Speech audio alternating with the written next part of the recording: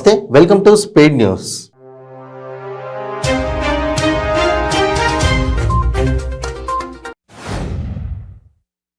ఫిబ్రవరి నెల 5వ తేదీన నాందేడ్లోని గురు గోబింద్ సింగ్ జీ గ్రౌండ్లో నిర్వహించబోయే బీఆర్ఎస్ పార్టీ బహిరంగ సభను ఏర్పాట్లను మల్కాజ్గిరి ఎమ్మెల్యే మైనంపల్లి హనుమంతరావు పరిశీలించారు.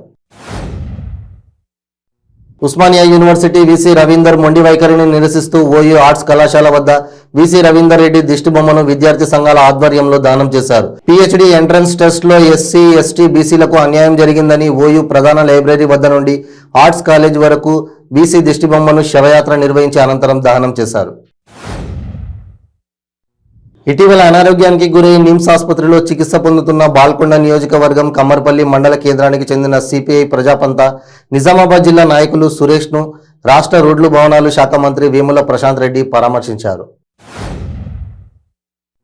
జర్నలిస్టులపై దాడికి పాల్పడ్డ బీఆర్ఎస్ నాయకులను, కార్యకర్తలను వెంటనే అరెస్ట్ చేయాలని మేడిపల్లి పోలీస్ స్టేషన్ వద్ద జర్నలిస్టులు నల్ల బ్యాడ్జీలతో నిరసన తెలిపారు. జర్నలిస్టుల ఆందోళనకు కాంగ్రెస్, బీజేపీ నాయకులు సంఘీభావం తెలిపారు. యాదాద్రి భువనగిరి జిల్లా బొమ్మల రామారంలో తాండావాసులు ధర్నాకు దిగారు. పోలీసులపై దాడి ఘటనలో గద్దరాళ్ల తాండావాసులను మాట్లాడతామని పోలీస్ స్టేషన్కు పిలిచి అక్రమంగా అరెస్ట్ చేశారని ఎంపీపీ ఆధ్వర్యంలో రోడ్డుపై బైఠాయించి రాస్తారోకో చేశారు.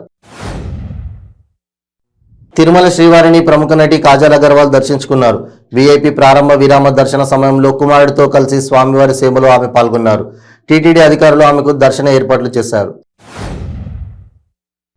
శ్రీకాకుళం జిల్లా మందస మండలం నల్లబొడ్డూరు సమీప తోటలో ఎలుగుబంటి పిల్ల హల్చల్ చేసింది.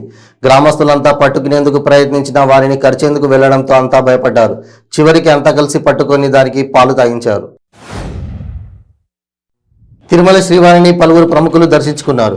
వీఐపీ విరామ సమయంలో యతిరాజ పీఠాధిపతి యతిరాజ జీఆర్ స్వామి, మాజీ మంత్రి Vellampalli Srinivas, MP Bellani Chandrasekhar, MLA Appalanaidu, Janasena PAC chairman Nadendla Manohar, MP Tejasvi Surya, comedian Krishna Bhagavan, Chittibabu, popcorn movie team, Avika Gor, Sai రోహిత్లు వేర్వేరుగా స్వామివారి సేవలో పాల్గొని మొక్కులు చెల్లించుకున్నారు.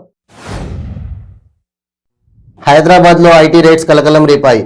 వెంగళరావు నగర్లోని వసుధ ఫార్మాలో సోదాలు కొనసాగుతున్నాయి. ఐటీ అధికారులు 40 టీమ్స్గా విడిపోయి సోదాలు చేస్తున్నారు. పన్ను ఎగవేశారన్న ఆరోపణలతో విచారణ చేస్తున్నారు. జగిత్యాల జిల్లా కోరుట్ల మండలం ధర్మరం గ్రామ రైతులు విద్యుత్ సబ్స్టేషన్ ముందు ధర్నాకు దిగారు.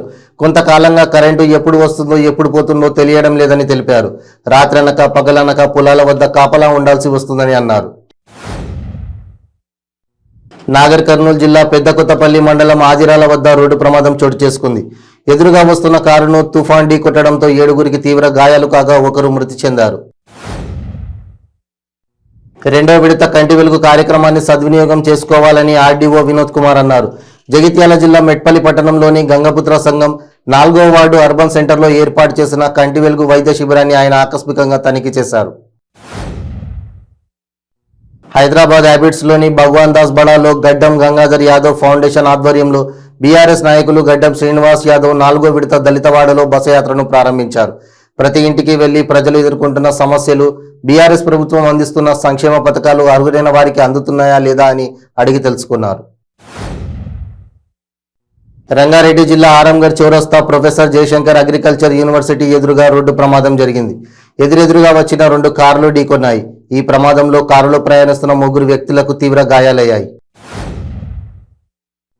పల్నాడు జిల్లా దాచేపల్లి మండలంలో డ్వాక్రా మహిళలకు అండగా వైఎస్ఆర్ క్రాంతి పదం కార్యాలయం ఎదుట దాచేపల్లి మండల జనసేన నాయకులు మరియు కార్యకర్తలు రిలే నిరాహార దీక్ష చేపట్టారు. లంచాలు తీసుకున్న ఏపీఎంని వెంటనే సస్పెండ్ చేసి విచారణ చేయాలంటూ రిలే నిరాహార దీక్షకు దిగారు. గోర్ ఇతిహాస్ సినిమా పోస్టర్ను ఎమ్మెల్యే తూర్పు జగ్గారెడ్డి విడుదల చేశారు. జైసింగ్ రాథోడ్ జీవిత చరిత్ర ఆధారంగా ఈ చిత్రం రూపొందించారని, 1871 బ్రిటిష్ వర్సెస్ బంజారాల మధ్య జరిగిన సంఘటన ఆధారంగా ఈ చిత్రాన్ని తీశారన్నారు. హైదరాబాద్ విజయవాడ జాతీయ రహదారి 65పై లారీని ఇన్సిటీ స్మార్ట్ ట్రావెల్ బస్సు వెనుక నుండి ఢీకొట్టింది. వైజాగ్ నుండి హైదరాబాద్ వెళ్తున్న బస్సు నార్కట్పల్లి శివారులో ప్రమాదానికి గురైంది. విశాఖ ముడసర్లోవా పార్కు పూర్ణ మార్కెట్ను ప్రైవేట్ వ్యక్తులకు అమ్మకానికి పెట్టారని, 283 ఎకరాల పార్కు స్థలంపై వైసీపీ నేత విజయసాయిరెడ్డి కన్ను పడిందని సిపిఎం కార్పొరేటర్ గంగారాం ఆరోపించారు.